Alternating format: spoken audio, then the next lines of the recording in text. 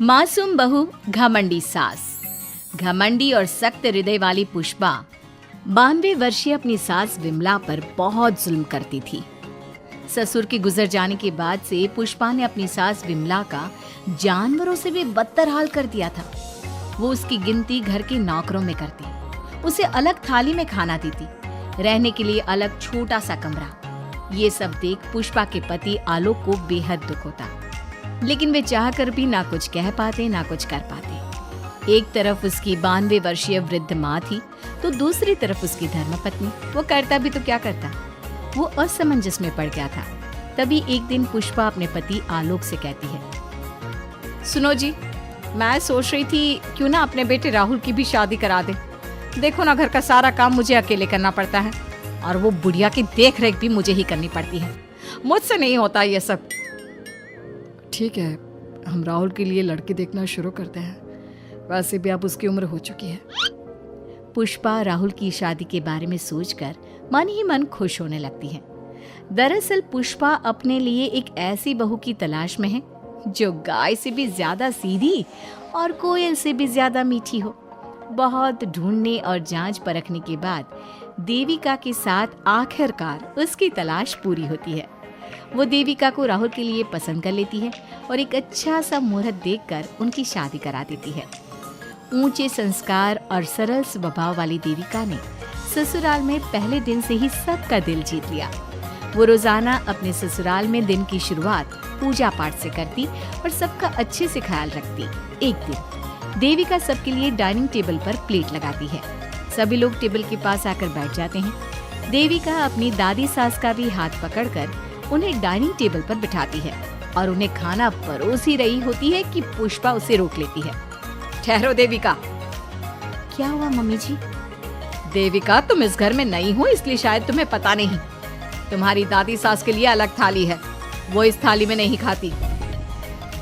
देविका मुड़कर विमला की तरफ देखती है और फिर अपनी सास पुष्पा से प्रश्न करती है, लेकिन मम्मी जी, रसोई में तो यही प्लेट थी। तुम यहीं ठहरो, मैं इनके लिए प्लेट लेकर आती हूँ। पुष्पा रसोई में किसी कूड़ेदान की तरह पड़ी प्लास्टिक की प्लेट लेकर आती है और उसी में विमला के लिए खाना लगाती है। जब ये सब देविका देखती है तो वो आश्चर्य में पड़ जाती है और फौरन उठकर रसोई घर से दूसरी प्लास्टिक की प्लेट भी ले आती है। अरे बेटा, ये दूसरी थाली तू किसके लिए लाई है? देविका मासूमियत के साथ जवाब देती है, आपके लिए मम्मी जी। हाँ, मेरे लिए? पर क्यों? माँ जी, जब आपने अपनी सास यानी मेरी दादी सास को प्लास्टिक की प्लेट में खाना लगाया तो मैं समझ गई कि यह जरूर आपके घर की कोई परंपरा होगी, इसलिए मैं आपके लिए भी ये प्लास्टिक की प्लेट ले आई। अब आप अपनी सास के लिए इस प्लेट में खाना लगा दीजिए और मैं अपनी सास के लिए इसमें खाना लगा देती हूँ। देविका की बातों से पुष्पा हैरान हो जाती है। वो सोच में पड़ जाती है कि वो अपनी बहू देविका की मासूमियत पर खुश हो या फिर उसकी नासमझी पर दुखी। इसी तरह दिन बीतते चले जाते हैं और अब देविका को घर का माहौल और सास का स्वभाव सब समझ में आने लगता है। एक दिन सुबह पुष्पा अपनी सास यानी विमला को उसके कपड़े धोने के लिए कहती है और ये सब दूर से देविका देख लेती है। उसके कुछ ही समय बाद देविका आती है और अपनी सास पुष्पा से कहती है, मम्मी जी, मैंने घर का सारा काम कर लिया है। कपड़े, बर्तन, झाड़ू, पोछा सब लगा लिया है। अब मैं आपके पैर दबा देती हूँ। अरे लेकिन बेटा, तूने कपड़े नहीं धोए? मेरे कपड़े तो अंदर कमरे में ज्यों के त्यों पड़े हैं।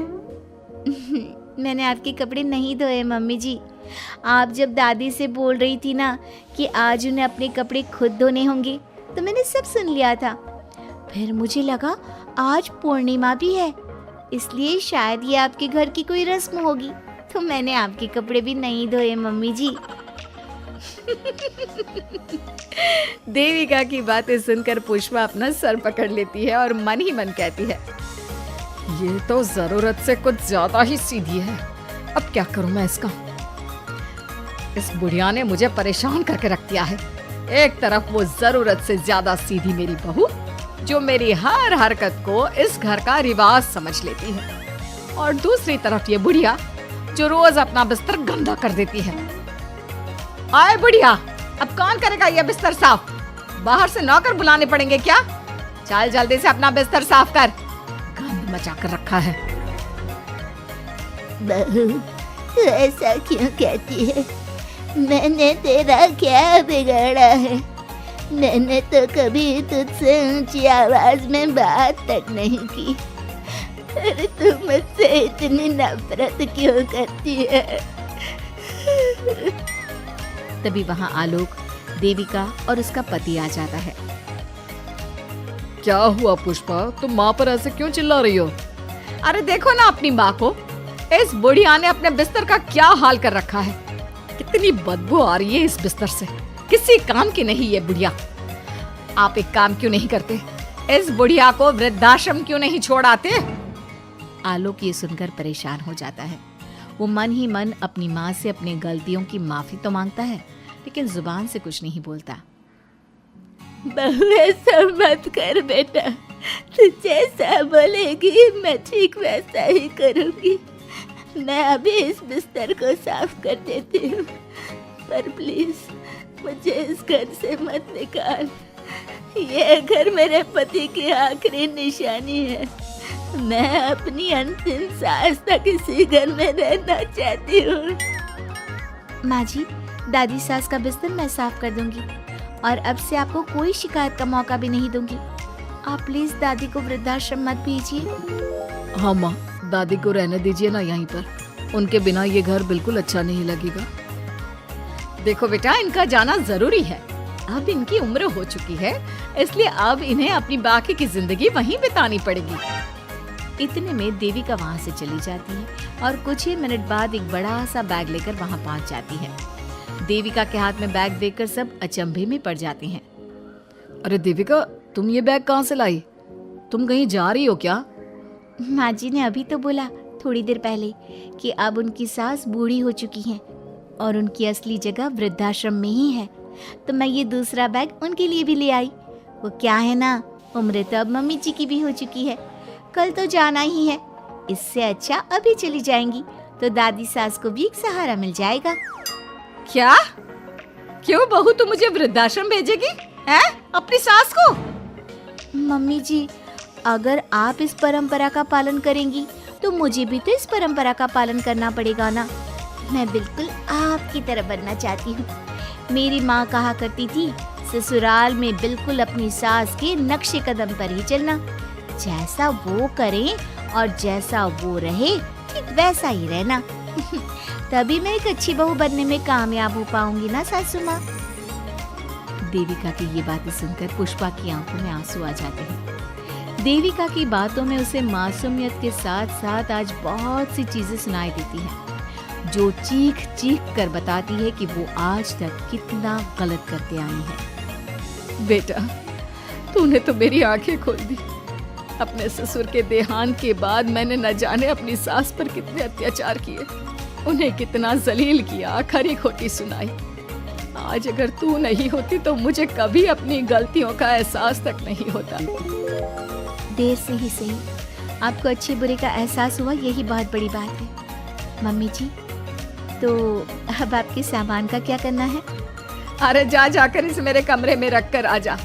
अब कोई कहीं नहीं जाएगा, सब यहीं साथ में रहेंगे। बहू, मुझे समझ में नहीं आ रहा मैं तेरा किन शब्दों में धन्यवाद कहूँ। जो चीज़ तूने 2 दिन में पुष्पा को समझा दी, वो मैं बरसों से कहने की हिम्मत तक ना कर सका। पापा जी, जरूरी नहीं कि हर बात कहकर भी बताई जाए, कभी कभी अपनी गलतियों का एहसास कराना भी जरूरी होता है। और मैंने भी मम्मी जी के साथ ठीक वैसा ही किया, उन्हें उनकी गलतियों का एहसास कराया और देखिए आज सब ठीक हो गया। सच में देविका, तुमने आज हम सबको बहुत बड़ी सीख दी है। अब पुष्पा सुधर जाती है और घर की पूरी जिम्मेदारी देविका को सौंप देती है और अब उनका परिवार एक सुखी और समृद्ध परिवार की तरह रहने लगता है।